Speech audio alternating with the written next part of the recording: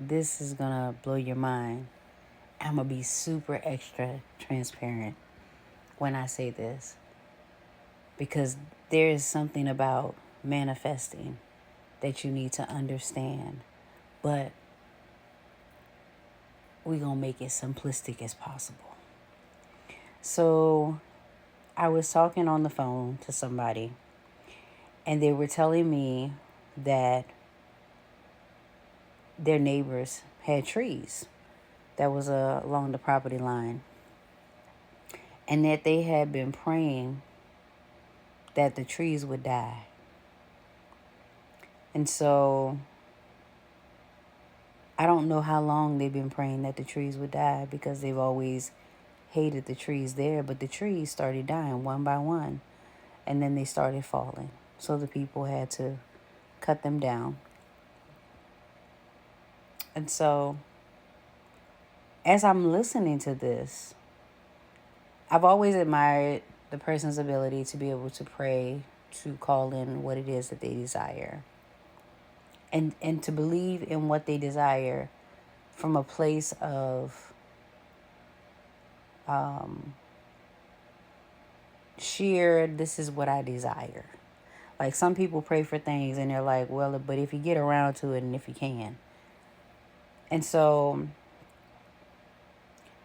as the person was talking, I literally was in awe. I was like, what is this mechanism of, like, when you think about prayer is making a request, and meditation is sitting in quiet and stillness for the answer. It is where you get your answers. And so prayer and meditation work well together, hand in hand. And if you are in a place where you're like, well, I don't pray anymore. If you still are initiated into any aspects of religious practice that you were part of before, religious practices, if you have not released those initiations, ceremonies, and rituals, you're still held to that old practice and those old narratives. Releasing yourself from those will help you tremendously with your ability to call things in. So the first thing is, have you released yourself from your old belief systems, so that this new belief system that you've adopted, where you no longer have to pray and request, that you call things in, that you're able to call them in? Because if you're still using old methodologies and practices and old wording, including scriptures, but you're trying to do those things within spirituality, but you have not released your initiations, rituals, ceremonies, and any kind of workings that you did within that practice ahead of time, it's not going to work. That's the first thing. The second thing is, if your prayer life in those practices did not yield things, because your ability to believe that you were deserving of those things, like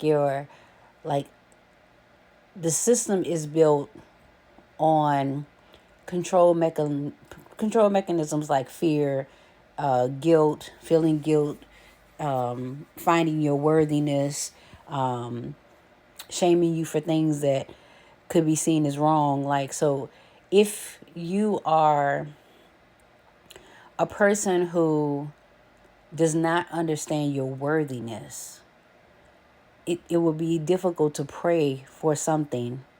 And then when you get into spirituality or working with spirit directly, how can you call something in if you don't understand that you were born worthy? Like, literally, you would not be here if there was not something that you were meant to do here. If you were not meant to hold space, if you were not to be an example, if you were not to be a physical representation of God, of source creator, like of all that is, like, you are here for a reason. There is nothing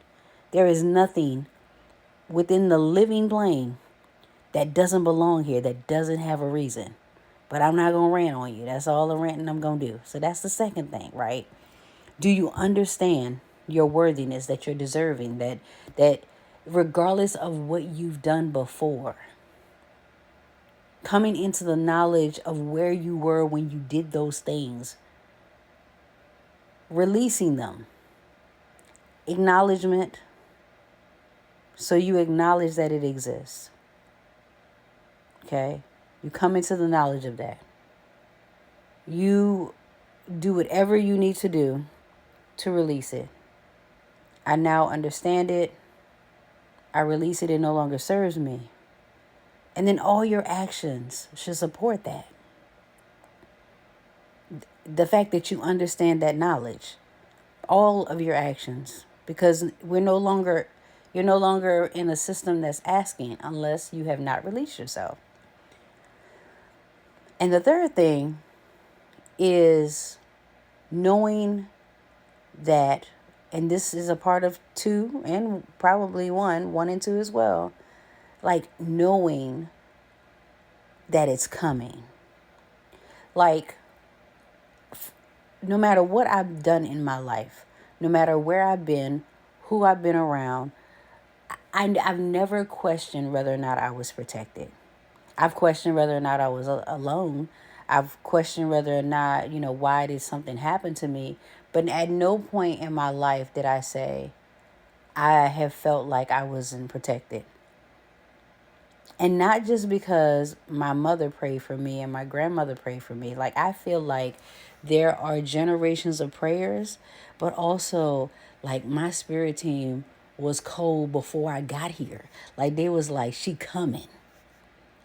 So I've always been a courageous person, a courageous kid.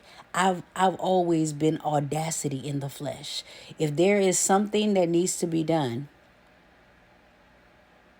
I'm audacity. I have the audacity to do it and carry it through.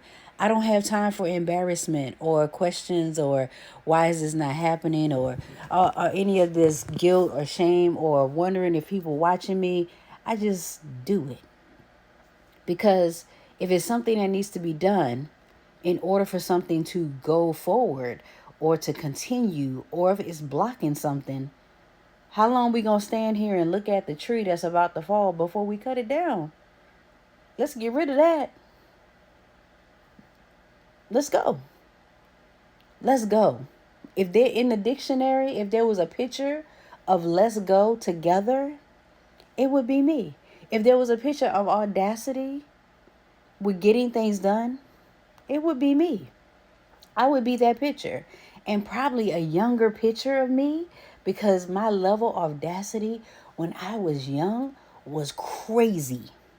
Like literally when people describe things that I did when I was young, like how I just was courageous enough to do them. I exercised in courage. I just was like, I can do that.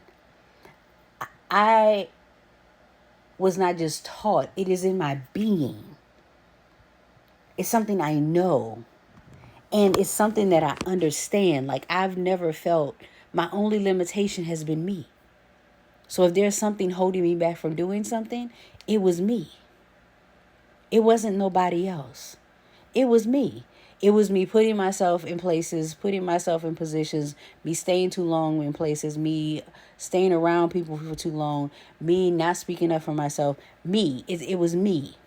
And because I understand that, when I ask for things, when I know that if I always have what I need before I need it in overflow on everything I love, I always have what I need before I need it in overflow. It's almost like God knew that when I came here, like the universe was like, she does too much.